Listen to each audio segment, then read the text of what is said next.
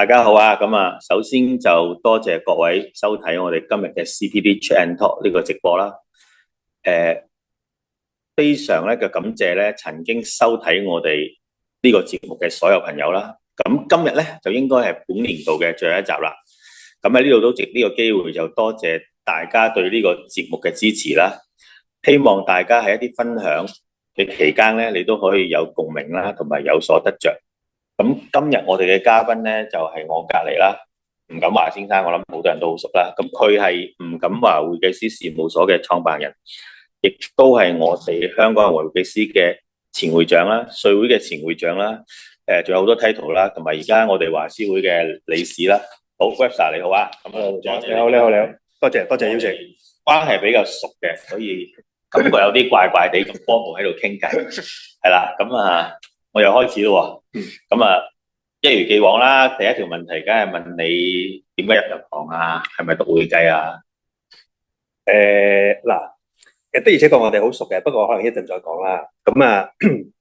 應該有啲朋友都知我點入行嘅，其實即係話說去到翻若干年前啦，中四嘅時候，其實就我哋嗰陣時讀書要讀8科，有7科就固定咗噶啦，咁第8科咧就要喺科裏邊揀嘅，有啲我一定唔會讀噶啦，即係嗰啲畫畫啊、歷史啊、bio啊啲我一定唔得嘅，咁所以咧就得2科俾我揀嘅啫，一科就電腦，一科就會計。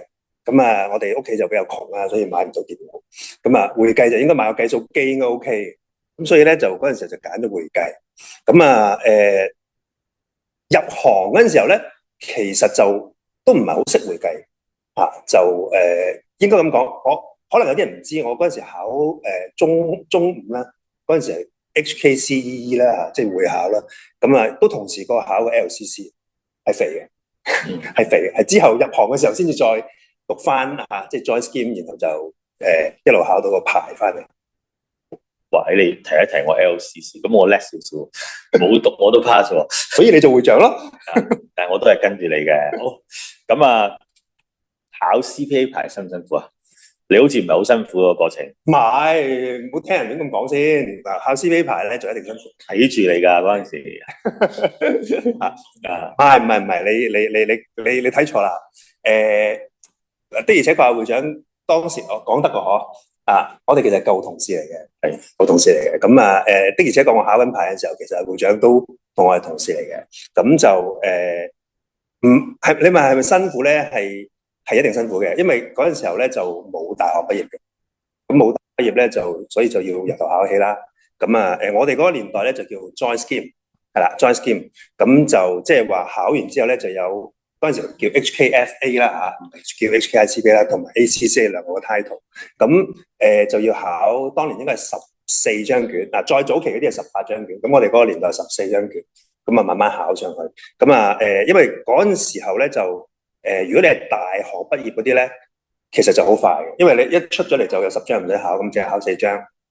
通常你去一路做一路考咧，可能年零2年到就考完啦。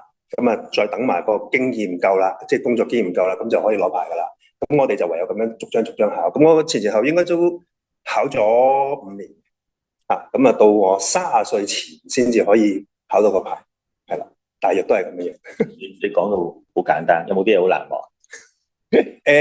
好難忘嘅係我好記得就係當我要考試嘅時候咧，就啲人就會嚟搵我去玩嘅啲朋友，因為佢哋唔係會計師，但係我就唔得啦，咁要溫書啦。到我考完之後咧，想搵佢哋咧，咁佢哋就唔出嚟噶啦，因為佢知道咧我得閒啦，專登就唔出嚟嘅。不過呢個講笑嘅啫，即係你話難忘咧，其實14張卷裏邊咧，我有1張卷係真係好難忘嘅，我係前後考咗5次先至 pass。咁點解咧？就係因為嗰陣時候咧有一啲我哋叫 module 咧，就一定要一齊過先過到去。嗰陣時候叫 paper 90、11咁樣啦。咁我考5次嗰張咧就係 paper 8。咁但係個問題係咩咧？就係最後嘅12、13、14咧就一定要前面過晒嘅。咁我喺個 paper 8嗰個，我仲記得叫 management finance。一路考，由開始考嘅時候到剩翻佢1張嘅時候，到搏埋8、9、10、11嘅時候咧，9、10、11都過埋啦，就硬係8過唔到。變咗棘住咗喺度咧，就12、13、14唔好得考嘅。所以咧嗰張就我就真係好深刻，考咗5次，5次其實應該係考咗2年半啦，因為你半年考一次嘛。咁啊前後2年半先考到嗰張 paper， 係啦，都好深刻。嗱，咁個推算咧，咁你都好犀利嘅。其實你頭先話係15張啊嘛，14張，係啦，5年考晒嘅。咁我都以為你犀利啦，5年即係1年3張都勁啦。咁原來你尾嗰幾張咧係棘住咗嘅。咁即係其實你真係1年係考4-5張咁去考。可以咁講啦。我譬如如果你用 paper 8嗰個為例啦，我記得嗰陣時係考248，跟住48，跟住8，然後8、9、10、11，跟住9、10、11都過埋啦，但係8過唔到，所以又要再考多一次獨立嘅一次8，咁所以就前後就5次嘅，係啦，即係因為嗰陣時候佢有啲限制噶嘛，譬如話每一次只可以考最多幾多張，或者邊一個過唔到就邊一張唔考得，有啲咁嘅要求噶嘛，咁所以就會係咁嘅情況，就令到我喺嗰個位棘住咗咯，係啦。我聽到呢度咧，我覺得你真係好鬼好記性，好似3年前嘅嘢咗，好似六合彩啲號碼咁咯。你直頭係咁樣6、8咁啊跳嚟跳去，咁樣太深刻啦！嗰樣嘢真係都大家都知你咩年紀啦，係嘛？大家唔好講到即係都係幾年前嘅事，好多人都估錯嘅。唔係都幾年前，都係幾年前嘅事啊，都正常嘅。我差啲幾年前我都記唔到啊，咁啊犀利啊！咁啊跟住啦，順理成章啦，就開你自己嘅事務所啦。點樣推你行呢一步？嗱，講翻少少先，未入事務所之前咧，其實就我係喺銀行做過，我喺銀行做過年半。咁啊，因為嗰陣時候就即係我都講啦，我冇讀過 U 咁樣直接去出嚟做嘢。咁嗰陣時候最好咧係揾銀行係最穩陣啊，因為你冇學歷，你又要揾份穩定嘅工喺銀行。咁就係櫃位員嚟嘅啫，數錢。因為嗰陣時諗住即係同會計啊、數學有關嗰啲就即係數錢係最好噶啦。咁啊錢都試過數到好多嘅，百幾萬都試過，係啦，即係 over the counter。咁亦都試過俾人打劫，係啦。咁啊就係你係嘛？係啊，我啊，你俾人打劫，我係作為櫃位嘅時候俾人打劫，銀行俾人打劫，係銀行俾人打劫，係啦，冇錯啦。咁我係櫃位，我要俾錢咁樣樣，係啦。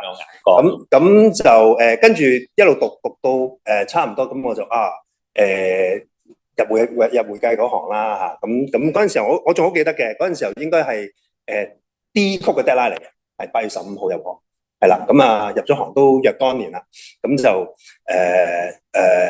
其實都係細行嚟嘅，細嘅會計師樓。咁啊，然後做咗一段時間之後，轉去另一間大少少嘅，咁然後再轉一段時間之後咧，又再轉另一間。咁我應該喺第2間會計師樓識你嘅。係啦，咁都做咗，我好記得係4年零4個月，係啦，4年零4個月。點解記得咁清楚咧？就係因為當我想攞牌嘅時候咧，就有啲事發生咗，所以就要跳去第3間會計師樓嗰度，咁之後先可以執業出嚟開檔咁樣嘅嚇。咁我講翻少少啦。咁啊，阿 Webster 係一個我哋好典型，即係我哋叫做當年我哋好多呢啲即係好草根咁樣慢慢用自己嘅努力，一路去完成一啲自己想做嘅嘢啦。咁你睇佢其實係好貼地嘅。咁譬如揾工讀會計就嗱，佢話啦冇錢，咁我覺得讀會計，我阿媽當年就話喂，會計唔會失業，叫我讀會計嘅。冇錯啊，你又好啲，你係因為買唔到電腦，買到計數機，係咁你即係大家都即係其實都係我哋嗰個年代都係啊，都係好多都係咁啦。咁啊跟住就都係嘅。入銀行咧，就因為嗰陣時銀行好似好少炒人嘅，同埋即係都係穩定嘅，同埋翻工時間又穩定嘅。咁其實係好反映一個故事嚟嘅。咁跟住嗱，我都雖然識咗好耐啦，咁期間又大家又喺唔同嘅地方啦。咁但係我諗起睇翻，其實佢係我哋都好典型啦，即係我哋叫做獅子山故事。我諗你係一個故事嚟嘅，都係嚇。咁都好開心啦。咁啊見到你其實今日都好多嘢都係，其實都係我諗你都係跟住你自己嘅途徑去行。咁啊，啱啱有2個，其實你講數字啦，我諗呢個9月3呢2個數字咧，一陣會講到都對你係好有意思嘅。咁我哋亦都知道你喺呢個讀書嗰方面咧，已經去到人生嘅最高嘅階段啦，即係起碼我一定追唔到個階段啦。好，咁我哋講咗即係少少感想啦，因為你比較熟啲啊。咁就你打工創業到管理自己公司咧，有冇遇到啲咩特別嘅人同埋事，你覺得係值得同我哋分享？有啊，嗱，我出嚟開檔其實咧就係沙士，咁我嗰陣時開檔咧，其實就自己間房度做嘢嘅啫，即係一落床就可以做嘢啦，隔離有張床有張台就可以做到嘢。咁啊，慢慢就開始儲我自己客啦，咁都唔敢請人，咁直到真係有一個好 physical 嘅 office，即係其實係一張台嚟嘅啫，一張台。咁然後就慢慢開始都養到自己啦，咁就開始請第一個同事。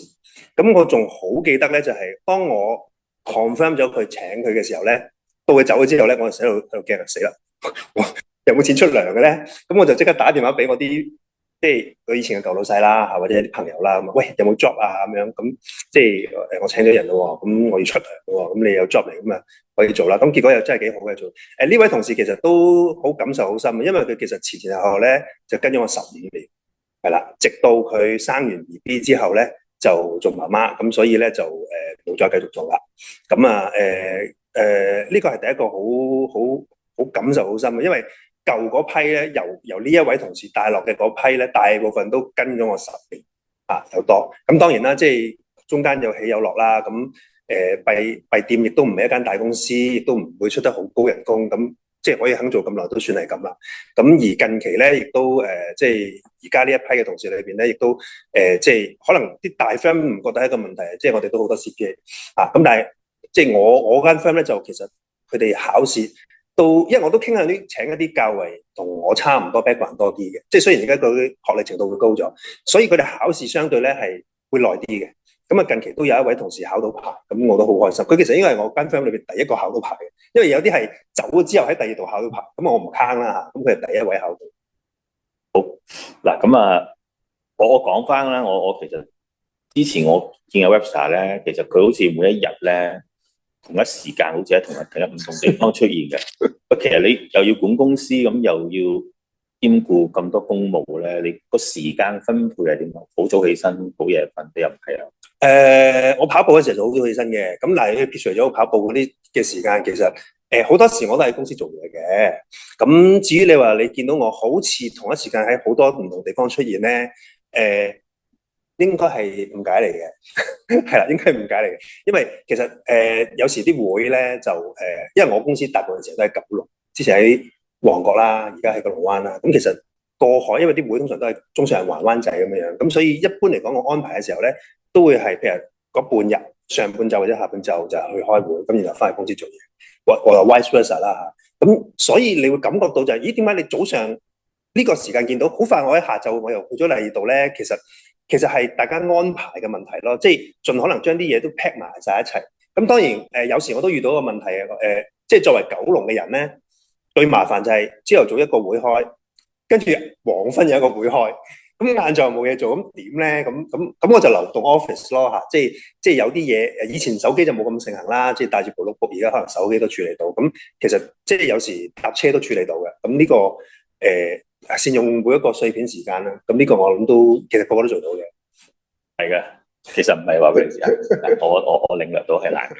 好，咁做咗咁多年呢一行啦，你遇過最辣手啊，或者我叫大挫折嘅係咩事？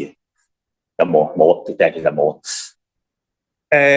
大挫折咧，其實好啦，你冇乜挫折嘅，我又有嘅大挫折。咁當然你都知啦，做生意其實就即係其實我哋雖然 run CPA firm 都係做生意啫，係咪？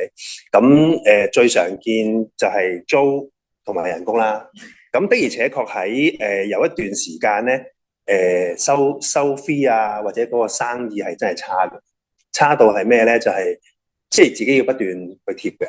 係啦，要不斷貼，即係唔係冇生意，係不斷有生意，但係收錢又好慢到一個位咧，係你根本上你唔，因為嗱，譬如以出糧為例啦，你唔可以過時間噶嘛，即係法例有要求，咁你又唔可以話因為我未收到個客個 fee，我就唔出糧噶嘛，咁所以好多時都係好多一路咁硬出嚟咁樣做，咁嗰段時間係好困難嘅，都我諗經歷咗4-5年。呢啲咁嘅時間啦，咁你可以用乾塘嚟形容，係啦，咁但係就隨住我做咗另一個會嘅會長，唔知點解好奇怪，就突然間嗰一日之後咧，就所有嘢突然間好似解決到啦。咁啊，有件事又好似順翻咁樣。咁人都會有啲棘嘅。咁我都話俾你，獅子山下嘅好多人都有呢啲故事。好，咁就嗱，會計嘅工作咁忙啦，咁嗱你又仲要進修，與時並進咯，呢啲要㗎 CPD 啊嘛，我哋要上㗎嘛，或者好多 CPD 㗎嘛。係，但係你嗰啲進修就除咗 CPD 之外咧，唔係話你想讀就讀㗎。嗱，我想問係個咩嘅信念令你一路去堅持呢樣嘢？因為我其實不嬲都掛住把口咧，就係我冇上過大學，係啦，咁啊條路係俾人長啲嘅，亦都彎啲，亦都辛苦啲嘅。即係人哋好簡單去做嘅嗰樣嘢咧，其實我就要兜好多個圈先做到。咁即係從由捉張 paper 考為例啦，已經係其中一個例子啦。咁可能你都會知啊，因為嗰陣時你同我都係同事，即係想攞牌嘅時候，又突然間出現咗一啲麻煩，咁啊簽唔到喎，咁簽唔到，咁啊唯有就再另外揾間 firm 去即係繼續完成佢，因為嗰陣時係想開檔啊嘛，咁你攞唔到個牌，你又開唔到檔噶啦，咁其實呢啲在就係令到你要諗方法去處理咯，即係個重點係你唔可以話我做唔到噶啦，咁我做唔到，咁我咪諗方法點樣做咯。我唔係話俾人聽話我做唔到咯，我係諗方法去做咯。同埋一個好重要嘅 point 咧，點解我想開檔咧？即係因為個信念係令到我可以做到呢樣嘢。重點係我唔會俾人炒嚇，我開檔係唔會俾人炒嘅。最多係我炒個客，我唔做佢嘅啫。咁但係如果你打工咧，咁當然可能有啲朋友覺得打工就即係好穩陣啦。咁但係有時又即係睇下大家自己點睇。如果你諗住係真係開檔，咁你咪諗方法點樣去做到咯。你諗咗我想補翻嗰啲學歷嘅，咁咪諗方法去做咯。做到嘅，一定做到嘅。我都同意嘅，因為我都係由打工啦到自己咁。其實你每一個階段你都唔同責任嘅，咁我覺得你都係一個敬業樂業嘅人嚟嘅，即係我覺得人就係話，譬如你打工，你咪去做好你打工嘅工作咯。你正如頭先你話做老闆嘅，咁你要出糧，你唔可以話俾夥計知你冇錢，咁你嗰個都係你嘅責任嚟嘅。咁始終都係又係嗰句啦。獅子山下呢啲故事我哋好多，咁我哋希望有機會我哋再分享得深入啲嚇。好，咁嗱，會計工作咧，俾你帶嚟最大嘅滿足感係乜嘢？我呢樣我就冇意義嘅。其實咧，我就諗當年入行咧，就係其實你哋可能唔覺嘅，有啲人唔覺嘅。我係其實一個好宅嘅人嚟嘅，即係最好咧就係合宅個宅啊，定係宅男個宅男個宅，宅男個宅，即係咩意思咧？就係總之你唔好搞我坐定喺度，自己喺度計數計，咁計完計到就好開心啦。咁你話講緊滿足感係咩咧？其實我原身入呢行嘅其中一個原因就係我唔需要同人溝通啊嘛，我自己搞掂盤數，啲數唔會蝦我噶嘛，係咪？咁但係個問題係原來唔係喎，入咗呢行咧，你唔係淨係要同啲數字溝通喎，你要同啲同事溝通啦，你下屬溝通啦，做咗老闆之後，你同個客戶溝通啦。原來咧整下咧，入咗唔同嘅會之後咧，就識咗好多人。呢個就真係最大滿足，我真係冇諗過嘅。即係由一開始去做一個 serving 之後咧，原來真係即係自己個眼界睇多咗。即係原來你以為你自己閂埋房門做嗰啲好勁嗰啲咧，其實原來唔係，人哋根本上就係都做到嘅。咁當然，你喺人哋嘅地方，你係可以學到唔同嘅嘢。咁最大滿足感其實就係話，因為好多前輩都好肯教，尤其是一啲前輩咧，佢個知識啊，或者佢睇個範疇咧，原來你係冇諗過。跟住一路傾嘅時候，你係學到嘢。每個人身上其實我都學到嘢，即係哪怕佢有啲唔好嘅嘢，其實我都學到原來咁樣做係唔得嘅喎。咁呢樣嘢咧，就其實就正令到我呢咁多年咧，就由一個宅男咧，就變到一個人哋望落好似即係好 presentable 嘅人。其實事實上我都好宅嘅。最好咧就每晚咧翻屋企咧就閉埋房門做嘢。咁最好咧就喺 canteen 咧就坐喺最角落嗰個位就得噶啦，你唔好搞我，係啦。都同意嘅，因為我覺得我哋呢行就比較特別啦。我絕對覺得我哋呢行係冇天才，即係我哋所有去到專業咧，其實真係喺錯誤中去學啦。即係所以話有少少就係話少林寺打木人講嗰個感覺啦。咁我諗 Webster 又係一個故事啦嚇。我諗你跌跌撞撞呢幾廿年係咪呢幾年啦嚇？到咁我都睇住其實，即係好多嘢譬如有陣時我自己唔識都問下你，喂，你真係識好多嘢就係嘛？咁我諗看似識好多嘢咯。我哋呢行其實我覺得最大滿足感就係你頭先講嗰樣嘢咯。會咧，其實我就冇你個資歷咁耐啦。但係好多時喺我哋個客戶群裏邊咧，其實根本上我成日都係嗰句，由生到死咧，我哋都基本上係有機會接觸到呢啲人。所以其實呢個都係一個滿足感同埋個範疇啦。我覺得我哋而家呢嘢年個範疇都越嚟越多，有好多人以為淨係 audit 啊、入數啊，咁其實而家又有啲新嘅嘢出嚟啦。呢個都係一路變同埋你都係與時並進。你頭先你講嘅啱，咁呢個都係我滿足感啦。咁我諗你都係講緊呢樣嘢。好啦，咁任何嗱呢個我真係好想問你，呢個係我可以喺咧 Webster 身上學到嘅，我都之前問過你嘅。你覺得任何行業咧、任何崗位咧，如果你係抱住去做好件事，而唔係去做咗件事就算呢種態度咧，會唔會有啲壓力咧？其實應該問過你㗎，有問過。做咗件事同做好件事其實都好大分別嘅。即係做好件事就係人哋俾啲嘢你，譬如人哋俾個 job 你，咁你做咗咪做咗咯，係咪？咁然後就收錢啦咁樣。咁但係事實上，你係可以諗多啲嘢嘅。譬如話你點樣可以做得更好？例如原來今年佢遲咗喎，或者可能佢有啲問題間公司，所以令到佢呢啲嘢好亂，所以我哋又花好多功夫去做。咁冇嘢㗎，你花好多功夫去做，你都係做咗㗎。做完你都係交份 report 出嚟。但係個問題係你個態度係點樣去幫個客？因為其實你幫個客，其實幫緊自己。佢做得好，啲嘢整整齊齊，你又做得舒服，係咪？你做得快咗，咁呢個係做嘢方法啦。咁而另外咧就喺會嗰啲角度咧，就即係我 serve 嘅時候，其實都係以做好件事為例嘅。即係譬如我做某個 task 或者某個 committee 嘅時候，咁我梗係要諗下嗰樣嘢其實佢個目的係啲乜啦？點樣可以做到最好啦？或者點樣有現有嘅做法係咁？我有冇啲可以改善嘅空間啦？就唔係話上年咁做我就照跟啦。即係當然大部分時間都會照跟嘅，因為照跟係包唔會死啊嘛。因為上年做過就唔會錯到去邊啦。但係個問題係你呢個做法係咪最好先？會唔會有改善嘅地方咧？即係最容易諗嘅係咩咧？就即係喺華師嗰陣時都試過。我記得我喺2020嘅時候應該做 training committee chair。咁嗰陣時候就疫情啦，大家都知啊。咁我個諗法就係，咦，咁咪即係唔使做咯？個個都即係唔可以上嚟啊嘛。咁但係諗下諗，咦唔係喎？咁其實都要做嘅喎，因為第一 CPD 要啦嚇，咁第二就係啲會員又需要啲 course 啊，咁個個都停晒，咁點咧？原來可以上網喎，咁又點樣可以令到啲人可以參加多啲咧？有冇啲方法可以令到佢哋即係報嘅時候亦都容易啲咧？咁其實嗰陣時候的而且確係諗咗好多唔同嘅方法。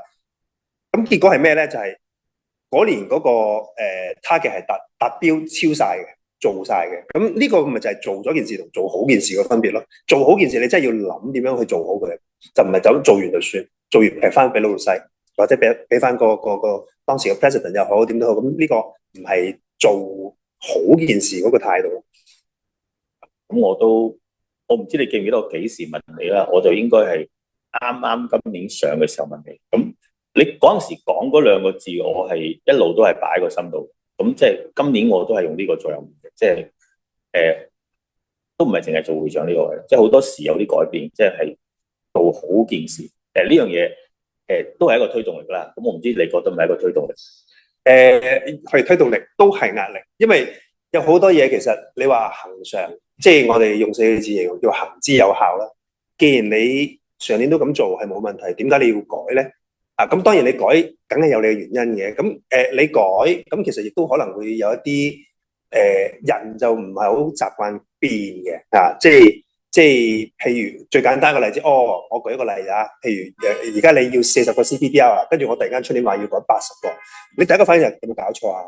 點解要咁啊？可唔可以唔改啊？諸如此類好多嘢。咁但係你翻轉頭另一個角度就係，咁你多咗，即係最正路嘅諗法就係，咁我進修我又即係又多咗啦，咁又可能我學嘅嘢會多咗啦。但係反而你可能調翻轉頭諗，你唔好話一嚟就唔好先，你諗下有啲咩正面啲嘅嘢，令到你做呢樣嘢係開心啲嘅。咁你咁樣去做咧，個人係會開心啲嘅。我自己少少就係我聽你講完咧，我覺得你要做咗一件事同做好件事，因為做好件事你真係要去諗佢點做。如果你為咗做咗件事就係、即係叫做 copy and paste 我哋即係可以咁講。即係所以有陣時你會悶啦，我覺得即係如果你係一個對一個專業嘅人士，咁有陣時你都希望有啲要求咁每一件事，所以嗰個亦都係一個動力嚟嘅，即係你會諗一諗件事。我覺得未必好嘅，你可能你覺得做得好，但係未必喺第二個嚟好嘅。但係你好多陣時諗或者每一件事你聽人哋講咧，因為好多人都會提你嘅。係，咁呢樣嘢其實我都係一個動力，因為提你嘅時候，你就其實都自己有改。更加多人提你係，做你唔好改啦。咁所以我都好慶幸啦。當日有一件事發生咗，我問咗你啦，咁你就同我做咗件事咧，係做好件事，咁啊真係好感受好深啦。我講真啊，好啦，咁啊跟住我想問下咧，你覺得專業會計師呢個資格同埋經驗咧，係咪可以幫助你咧走到更高同埋更遠？係咪更高更遠我就唔知啦。嗱，其實會長你有講過嘅，即係我哋嗰個年代，即係做到會計師咧，其實就起碼有餐飯食啦，又穩定啦，係咪？話晒都係一個專業資格啦。咁其實時勢亦講緊20-30年之後嘅今日咧，就即係你話純粹一個專業會計師或者執業會計師係咪夠咧？我覺得就呢個都。又唔可以話一個入場券，但係 at least 就係話你有少少 safeguard，你一定有呢啲嘢做到。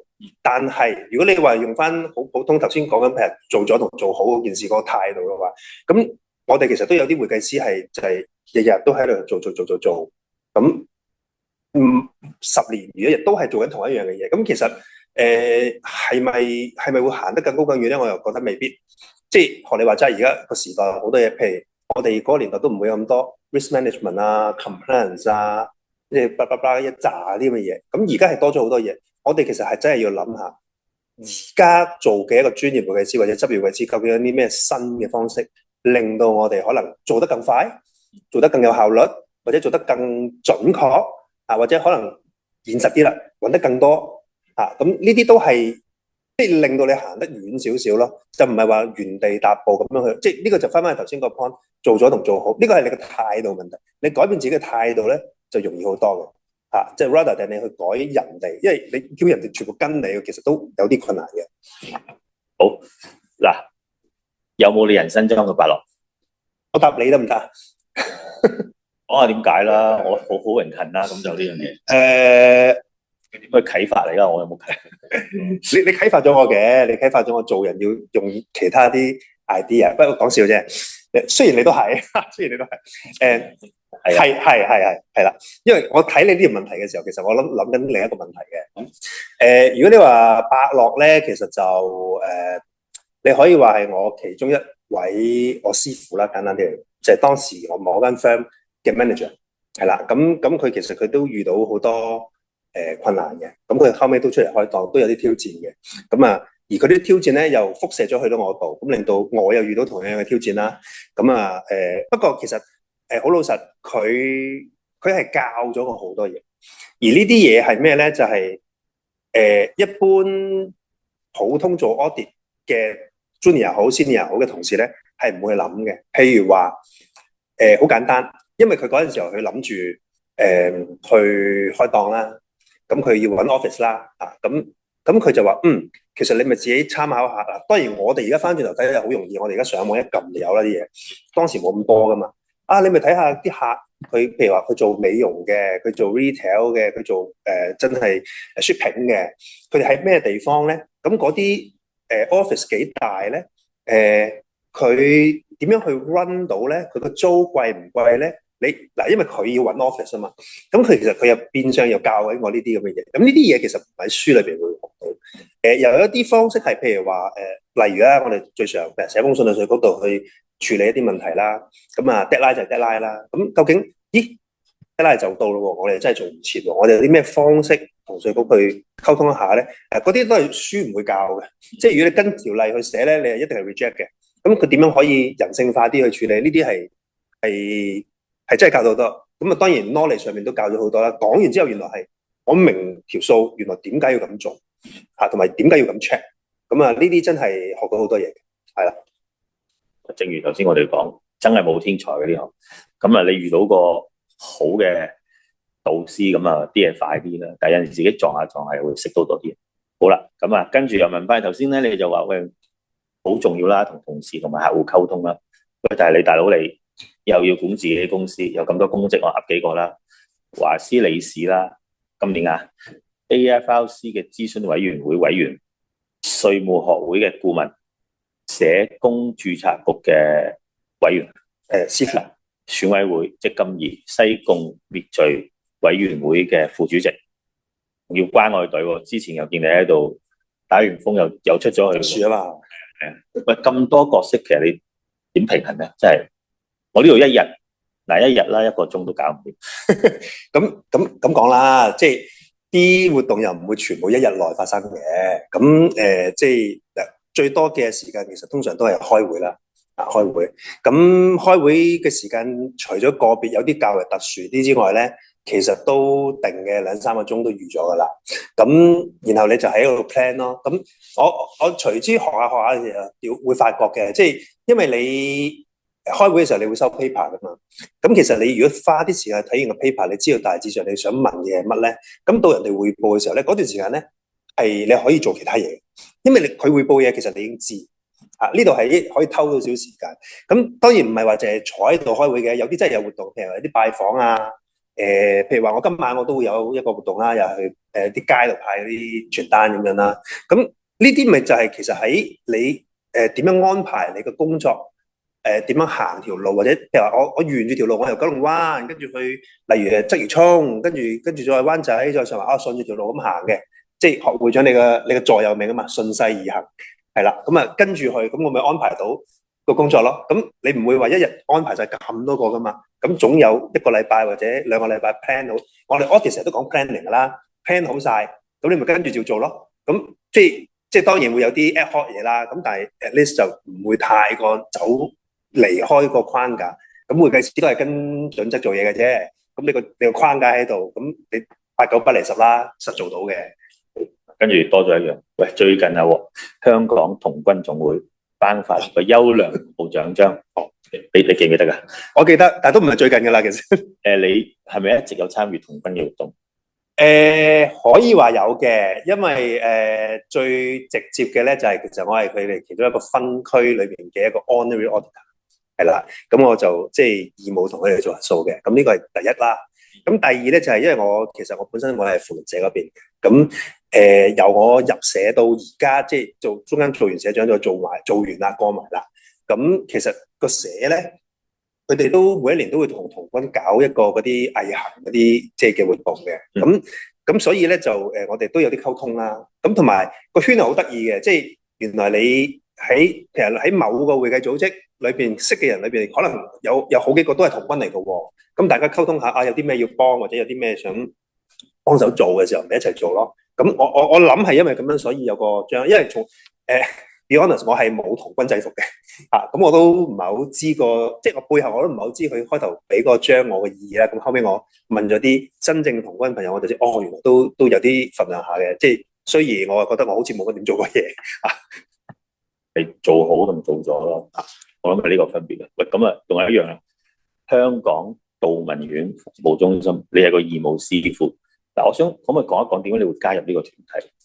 呢個又好得意嘅。呢個咧就係我一個社福界嘅朋友咧，就走嚟同我講。咁其實佢係幫緊呢個度民院嘅服務中心。咁啊，值得講一講，分開先啊，或者線上嘅朋友可能唔係好知，香港有2間度民院嘅中心嘅。咁啊，我嗰間咧就喺打鼓嶺，係啦，每次開會都係去打鼓嶺嘅。咁因為嗰度咧佢有個度民院嘅學校啦，叫做即係 train 啲狗仔。咁嗰個朋友其實佢嗰時幫緊佢咧，就係幫緊佢做一啲advisor 啲嘢。咁佢就話呢個中心咧就需要一位識睇數嘅人。咁啊，不如你又嚟幫手啦。其實我推咗嘅，因為我話我唔想淨係掛個名，跟住就咩都唔做。咁但係我又比較忙，即係嗰段時間我都比較忙。咁我推咗2次。咁去到最後第3次佢走嚟，唔得啊 Webster， 你聽日幫下手啦，冇人識睇數啊。我好啦，咁就去幫手睇數。咁我發覺唔睇又自可。一睇咧就發覺，咦，都有地方要改善嘅，係啦。咁同埋咧就喺嗱呢個就係即係喺譬如帳目啊或者核數方面咁去處理啦。咁但係另外咧就係因為你坐咗喺個 board 啦嘛，咁坐咗個 board 就要諗下佢嗰個營運，即係雖然佢唔係一間賺錢嘅公司，佢係間 NGO，但係佢都需要營運噶嘛。咁就發覺原來佢個 business model 啦，我哋叫做係有問題嘅。點解咧？講少少啦，就係因為佢哋去要揾啲狗隻，要養啲培育啲狗隻，但係隻狗隻同個視障人士 match 完之後咧，其實係免費 allocate 俾佢，然後直到講得難聽啲，直到佢退役啦，甚至乎到佢死咧，隻狗隻翻嚟咧，其實個中心都要負責。咁呢個因為養一隻狗咧入咗去先知，原來都唔平，30-40萬，係講健康，仲要冇病冇痛冇做手術嗰啲，咁佢係其實靠籌款嘅啫。咁但係個問題係籌款唔係成日都有嘅，咁就會出現咗個 business model 同個 cash flow 嘅問題。咁就所以呢度咧就俾咗少少意見嘅，就係話你唔好淨係話動物園啦。咁因為佢哋嗱養狗我唔識啊，即係我都本身都冇養狗，但係原來佢話動物園都佢個要求都好高㗎。咁舉一個例子，如果隻狗係適合做動物園嘅，不過佢成日喐嚟喐去，個視障人士唔知道佢喐嚟喐去係咪想提個視障人士係有危險，定係其實佢自己喐嚟喐去啫，咁佢就唔適合㗎啦。哪怕所有條件都 OK， 咁問題就係，咦，其實佢唔咬人，佢又單啲 qualify 做到動物園嘅話，其實係咪可以幫下其他人咧？例如長者中心啦，在囚人士啦，戒毒人士啦，咁所以就同佢整咗個叫有伴犬嘅計劃，就同相關例如監獄啦，因為佢比較近羅湖監獄，大欖嗰邊嗰啲都有傾過，嗰啲戒毒中心，同埋屯門有一個 NGO 嘅，即係老人家嗰啲，咁其實好開心，即係個老人家就隻狗喎，狗好活潑喎，咁我照顧翻你啦，咁就佢唔係俾人照顧嗰個，佢係照顧翻隻狗嗰個，隻狗令到佢活潑，咁呢啲其實就係令到佢哋可以將個 business model， 當然中間有啲分明啊，或者可能有啲成啦，咁啊令到第一唔係所有狗狗都要隔走晒，淨係得個好少，第二就係可以令到呢一個 project extend 多去即係多啲有需要嘅人，唔係就係市場做好件事，係做好件事。好，咁啊，點解一開始唔講呢句咧？嗱，而家恭喜阿吳博士先啊。咁啊嗱，你喺3年前嘅9月3號就展開呢個博士，咁喺今年嘅9月3號咧就完成你嘅博士論文，咁啊正式就成為吳博士啦。當初係點樣要下咁大個決心去讀一個 PhD 咧？又有咩甜酸苦辣？因為呢個唔係一個買計數機嘅事件啦，因為真係一件有決心，亦都要知道要付出幾多，可唔可以分享下 ？OK， 首先要 clarify 清楚，我哋會計好準成嘅。我讀嗰個唔係 PhD， 我讀嗰個叫 DBA， 係啦。咁啊，嚴格上嚟講咧，就我聽人哋講應該係 PhD 嘅一啲簡單版，係啦，簡單版。因為一啲係 academic 嘅，我哋啲係 practical 少少。咁你都知啦，咁嘅年紀仲去走去讀 PhD， 係咯，就仲死啦。係，所以我讀 DBA 係啦。咁點解要讀咧？就頭先我都提過啦，即係當年仲係理工學院嘅時候咧，其實我就入咗去讀完中七啦。當時我哋係中七啦，就上咗去理工大學嗰陣時理工學院收咗嘅，就上咗半堂，咁啊跟住翻嚟咧就發覺原來屋企老豆冇嘢做啦，咁啊要出嚟做嘢啦。咁啊，所以就冇讀大學。咁然後跟住就講緊我頭先嗰啲啦，即係一路進修、考試、開檔咁樣啦。咁其實我都覺得冇所謂啦。咁你反正你都做老細啦，你都唔會有人理你個學歷噶啦。咁即係呢幾年咧，即係喺啲活動嘅時候，其實都會發覺其實啲人都開始問下，你讀邊間 U 㗎？另一個問題常見咧，阿會長就唔會呢個問題。使唔使同佢留車位啊？咁啊，留車位個簡單，我冇車嘅。咁啊，邊間 U 咧就有啲棘手啦，即係我真係答佢唔到。咁啊，就3年幾前啦，咁啊，我哋有位前會長啦就即係提議你都係讀翻個 master 啦，即係唔使讀咁多複雜嘢啦，攞翻個 master 啦咁樣。咁我好啊，咁我上網揾啦咁樣。咁嗰陣時候好似冇記錯，上海復旦都有收嘅。咁但係因為嗰陣時疫情啊嘛，咁我係諗住線上上堂，唔係你個禮拜6日都要過嚟上海，我咁唔得喎大佬，咁揾翻啲 local 啦，咁揀咗，咁揀完之後咧，即係 shop 完之後咧，就發覺，咦，我而家讀嘅理工大學都有喎，咁原來 MBA 又有，跟住我有個朋友又話，你呢個咁嘅年紀，即係佢係我中一同學嚟嘅，咁樣呢個年紀讀乜鬼嘢 master 啊？你讀 doctor 啦，我唔係啊，大佬中七啫喎，我連 degree 都冇喎，點讀啊？咁佢話，你照報啦，反正都咁報啊，咁啊報咗，咁啊結果就收咗。咁但係當然當中係麻煩嘅，譬如話佢要考我英文啦，因為我冇 degree，亦都冇 IELTS，所以我就要由頭做，就係去翻頭先嘅情況啦。好多好基本嘅嘢咧，其實係要由頭再做多一次，要再 read 一次。咁啊又慶幸佢收咗，咁然後就開始啦，咁啊慢慢讀啦。咁其實我頭先都講我幾宅嘅，我都幾人在即係匿埋喺圖書館啊，匿埋喺 canteen 嗰啲日子嘅。咁然後跟住就寫論文啦，寫完咁啊慶幸又啱啱過咗啦，咁啊完成咗一個里程，係咯，好簡單㗎嘛。唔係，我都寫咗3次㗎，我寫咗3次。我哋睇到嘅，好啦，喂，其實我咧覺得我今年做呢個會長咧，即係其中一個學而唔覺，因為就發覺原來你又識彈吉他，又識電子琴，又識吹口琴。嗱，呢啲嘢係你爸爸媽媽安排啊？但係頭先聽你講又唔是啊？定係你自己諗？而家仲有冇玩樂器啊？定係真係為華師服務？我為咗會長啊嘛。唔係應該咁講啦。中學嘅時候有玩嘅，咁因為嗰陣時候即係你都知啦，即係一定有一個音樂嘅嘢要元素要包落去。咁啊最平嘅冇錢啊嘛，最平嘅就係牧童笛先啦。咁跟住到中意就係口琴啦，然後就口風琴啦。咁跟住玩下玩，咦又幾好玩喎！咁啊買支平平地嘅吉他咁又學下啦咁樣樣，咁學下，跟住就到中5、6嘅時候咪夾 band 咯，係啦。咁我又唔可以話識嘅，即係其實嗰陣時候好興嗰啲樂隊嗰啲咧，咪聽下佢哋點樣打鼓。其實你話我識打鼓都得嘅，其實因為對住個鼓聽完佢咁大約咪打到出嚟。當然你話真係好 professional 嗰啲就梗係唔得啦，真係要學嘅。咁但係你話下人嘅。以為你識嗰啲咧，即係好似之前咁樣，你以為我識嗰啲，其實都得嘅，但係再落去嗰啲就唔得噶啦嚇。咁充撐下場面咯嚇，充撐下場面。如果有時間，我都想再學翻，因為其實我學過2次鋼琴，咁但係2次咧，第一次就因為冇錢，就學咗幾堂冇啦。跟住第2次出嚟做嘢再學咧就冇時間，即係一係就冇錢，一係冇時間。咁啊可能要等我退休嘅時候先得啦。唔使，我哋可以呢度揾個興趣班上嚟。我諗樂器就係唔覺意俾我哋發現咗啦。咁啊，個個都知啦。而家跑步咧，就個個都知你好中意跑步嘅，都係參加過馬拉松。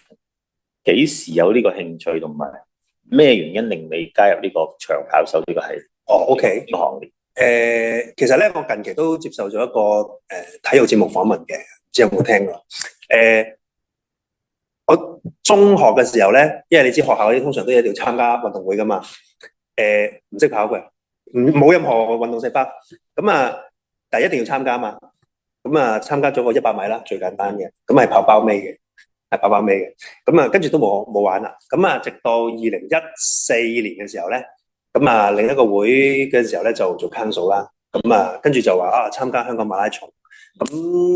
跟住就原來冇人跑喎，咁啊我同另一個 council 就去參加，咁跑下跑下，原來跑10K 又跑到喎，即係雖然唔係好好啦，個零鐘頭咁嘅嘢，咁我仲記得係1個鐘頭08分13秒，係啦，第一次係啦，咁2014係啦，好 common 嘅，咁跟住整下整，咁啊試下跑啦，咁啊學下，咁啊又 join 下啲跑班，咁啊跟住又真係可以跑到喎，咁然後就開始參加馬拉松啦，咁然後去外地嘅馬拉松去跑啊咁樣，咁又識到一批人啦，咁原來嗰批人裏邊又有唔同嘅職業啦，咁個圈子又闊咗啦，咁當然有啲都係會計師嚟，咁譬如話我哋都跟我哋會計界有好多啲會計嗰啲朋友都有跑開，跟住玩下玩下又玩行山啦咁樣，咁都曾經年輕過啦，咁跑步係好啲嘅，因為對於我哋開始步入即係中年嗰啲咧。跑步係一個幾好嘅活動嚟嘅，即係唔使我哋，你話你得噶啦。OK， 好，咁呢個期待啊！你啱啱 Facebook 就話君子報仇10年未晚。我睇你幾時喺北海道可以復仇成功啊？希望出年啦。好，咁啊，又講翻啦，你又咁多公司有咁多嘢，自己又有咁多嘢，咁你點樣去兼顧你家庭、朋友、學業？有冇 me time？我屋企人有，梗係有啦。嗱，朋友有冇 me time？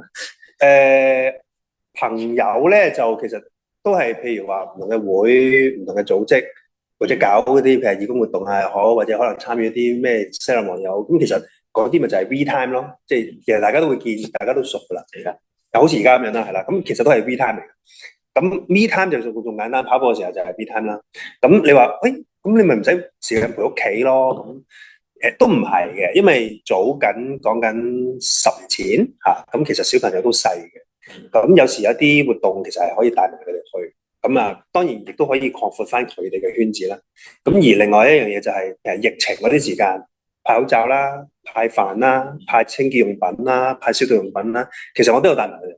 係啦，咁即係當然喺佢哋 OK 嘅情況之下啦嚇，咁譬如嗰啲獨居長，咁我哋又幫緊佢，我帶埋啲仔去做，咁派飯又試過，咁佢哋可能因為嗰陣時佢哋都細，講緊7、8歲或者5、6歲，佢哋咪幫下手拎個袋，然後我哋整好嘢又擺落去，又遞俾人咯，其實都做到。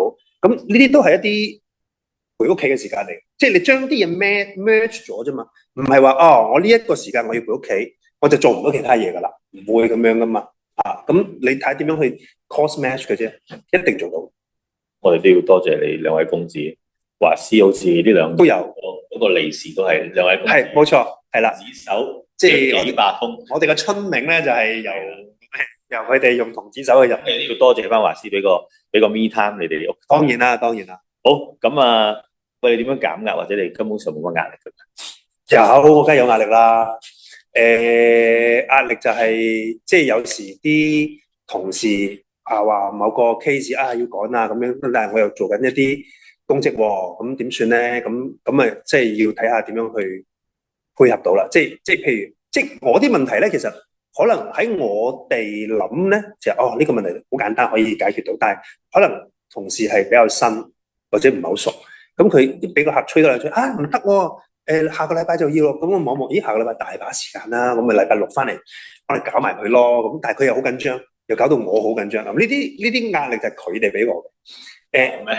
有，係啊，搞到我緊，即係佢令到我緊張。但係我再望下，咦，其實冇乜特別啦。即係呢啲問題，一般嚟講冇乜太大問題啊。處理，即係應該咁講，你遇過你就知有咩方法處理。咁可能佢未遇過，甚至乎可能係個客自己好緊張。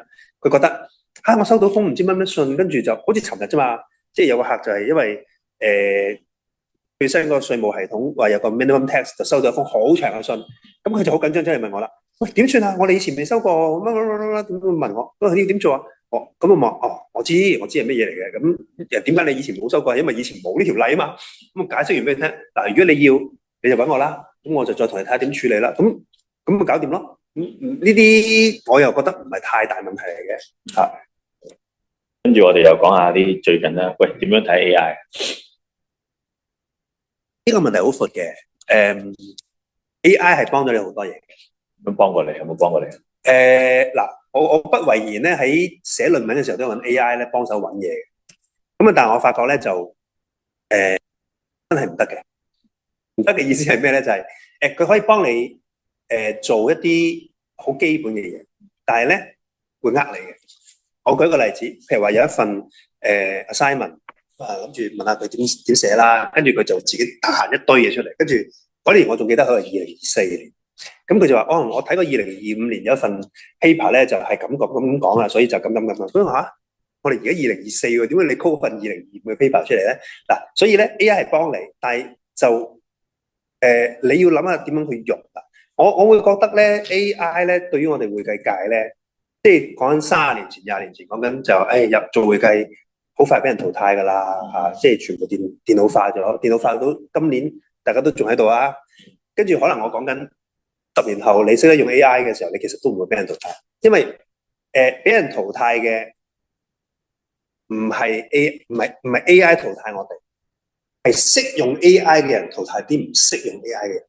係啦，因為 AI 係可以幫你去做一啲好 regular 嘅嘢，然後你再去諗點做。頭先你話 AI 點樣幫到我啦？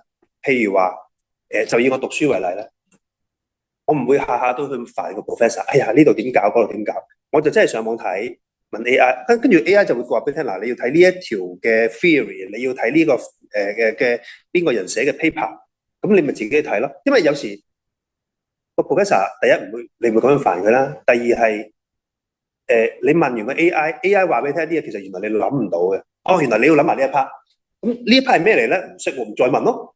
咁跟住可能再上網抄咯。哦，原來抄到兩份 paper，跟住你再學咯。咁其實係呢個係個 guideline 幫到你。所以咧，我又會覺得而家教書嗰啲相對可能會辛苦啲嘅，因為咧啲同學一 AI 完之後咧就問翻個老師，老師都冇可能熟得過 AI，所以就係話老師點樣識得 leverage AI 去教學，咁就會重要啦。我同意，我諗如果大家有聽我哋呢個節目嘅呢條問題，基本上係我都必問㗎啦。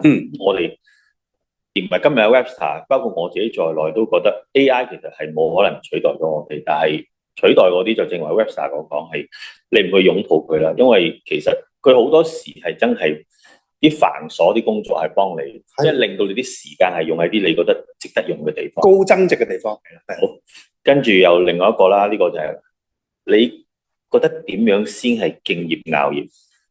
有冇遇過你佩服或者欣賞堪稱係敬業熬業嘅人同事？可以開名㗎？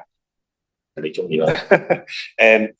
敬業熬業咧就其實好簡單，你總之你起身做嘢，你做嗰樣嘢你係唔會唔開心，你即係唔會覺得好煩，因為你一日8個鐘頭、10個鐘頭對住你如果覺得煩，你就唔會係想做㗎啦。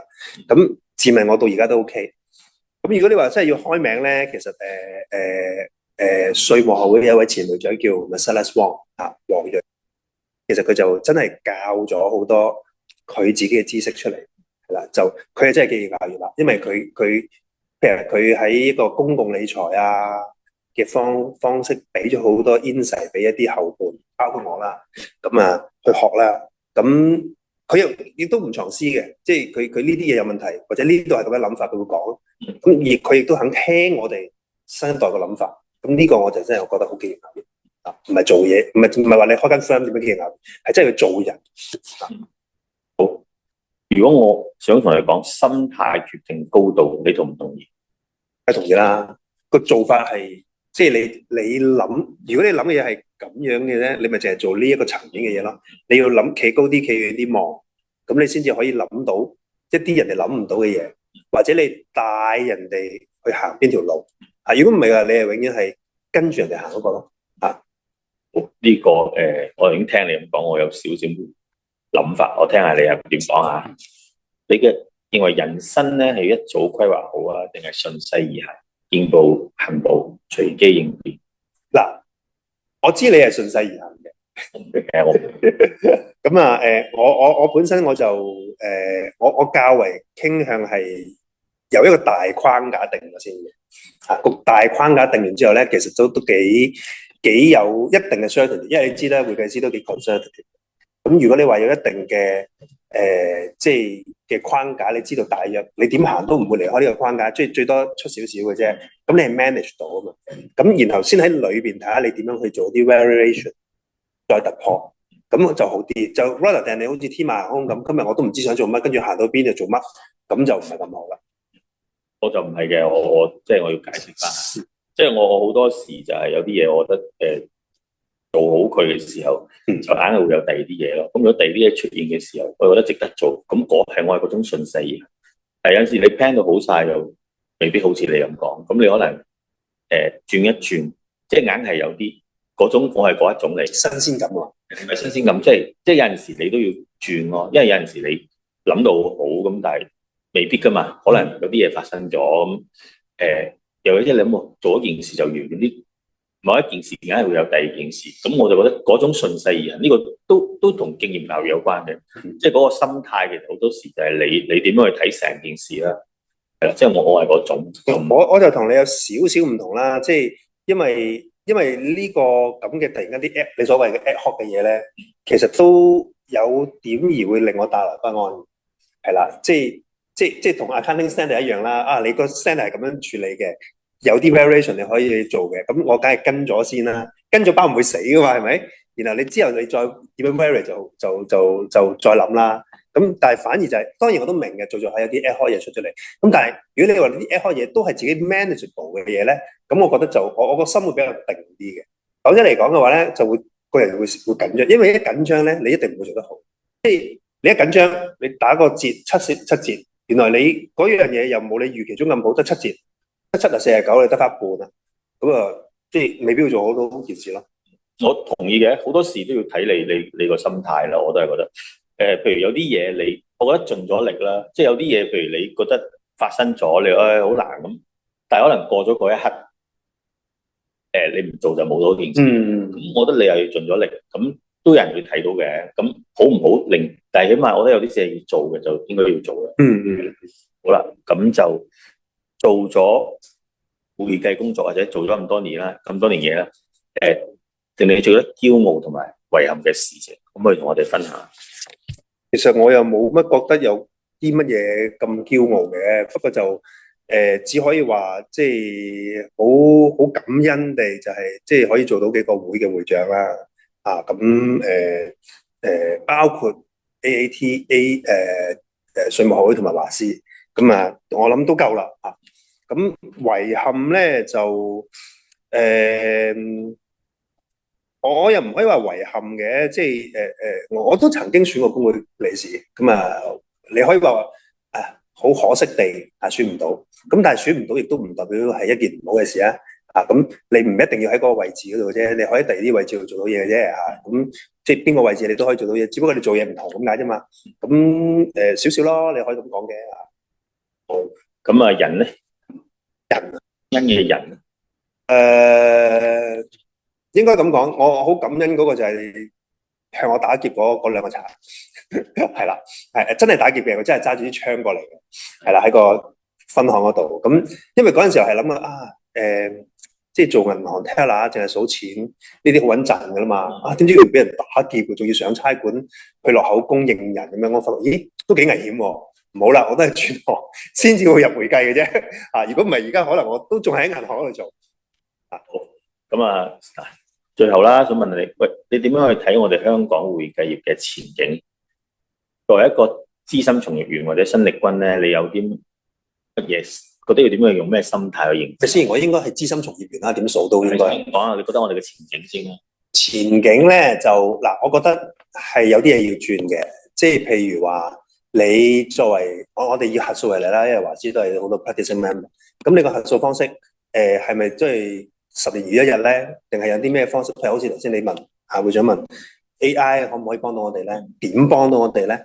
我諗我哋係要諗嘅呢樣嘢，咁你先至可以令到下一代即係尤其是係而家嗰批入行嗰批，發覺咦，其實會計都唔係心目中咁悶啊，或者要成日 OT，原來我有啲方法可以好容易做到嘅。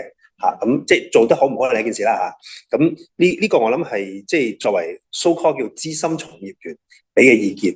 咁新力軍其實可能即係我諗業界唔同嘅會都要諗一諗啊，你點樣改翻個 branding？ 即係我成日都笑啊，即係好多劇咧，電視劇都會拍嘅，飛機師、律師、警察、廚師都拍過啊，係冇會計師，因為會計師通常係同咩掛鈎咧？洗黑錢咯，犯罪咯。咁你可唔可以拍一出？即係同會計師有關而又正面嘅去 rebrand 翻會計師，令到多啲人入行唔係真係成日都開 OT 嘅，唔係個個都好辛苦嘅，即係有啲嘢嘅，我哋所謂叫含金量啦。咁呢樣我諗重要嘅，即係你一個人講好個會計界故事講唔掂嘅，一定要個個都即係加把口先得。然後你可以考慮下之後就寫個劇本。揾你做主角係咪？我做主角如果你肯投資，我咪做。好嗱，咁作為一個專業會計師咧，我都係每次都會問噶啦。